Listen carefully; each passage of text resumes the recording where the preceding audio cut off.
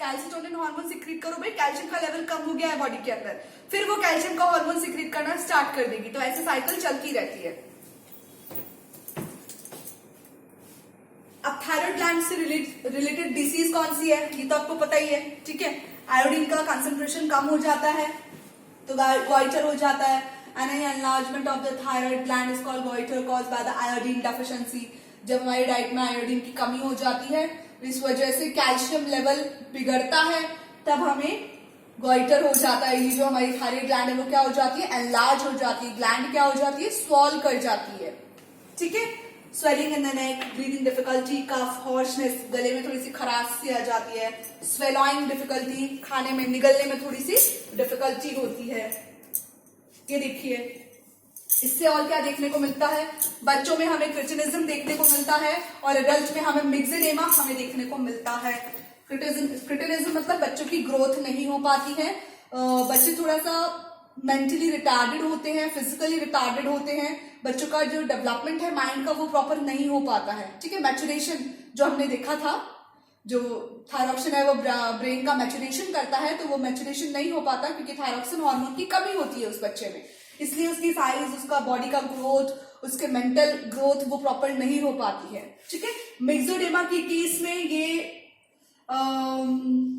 कैसे बताऊं आपको अपीयरेंस दिख रहा होगा कि जो बोन कैल्शियम है वो कम हो जाता है, जिसकी वजह से कुछ कुछ जगहों पर स्वेलिंग देखने को मिलती है, फेस में कुछ डलनेस नजर आती है, ठीक है, मेंटल रिटार्डनेस होती है। तो ये कुछ चीजें हमें मिक्सोडेमा में देखने को मिलती है। अच्छा, ये इंपॉर्टेंट है, ये याद रखना है। क्रिटिनिज्म है वो चिल्ड्रंस में पाया जाता है, मिक्सोडेमा है वो एडल्ट्स में पाया जाता है। क्लियर?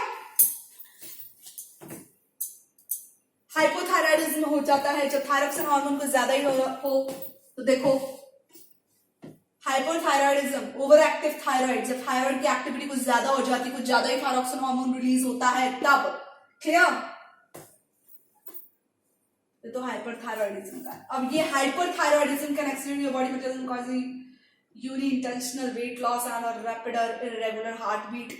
क्लियर? नॉर्मल सी बात है भाई, हाइपोथायराइडिज्म जब थायरॉक्सिन हार्मोन का सिक्रेशन बहुत ज्यादा करेगा, हाइपर का केस में कुछ ज्यादा ही रिलीज हो रहा है ब्लड के अंदर, तो हार्ट के ऊपर प्रेशर बनता है, ठीक है, और उस वजह से हार्ट बीट इरेगुलर हो जाती है। Clear?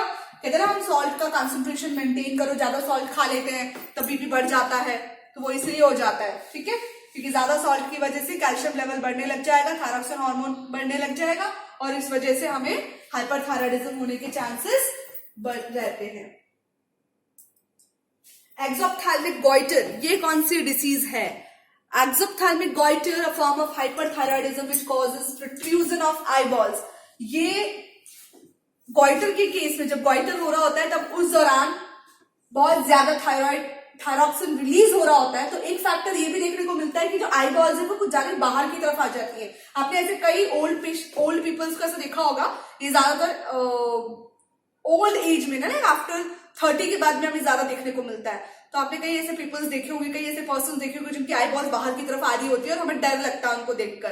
That is called exophthalmic goitre. Okay बच्चों, नेक्स्ट लेक्चर में हम बाकी ग्लैंड्स को कवर करेंगे।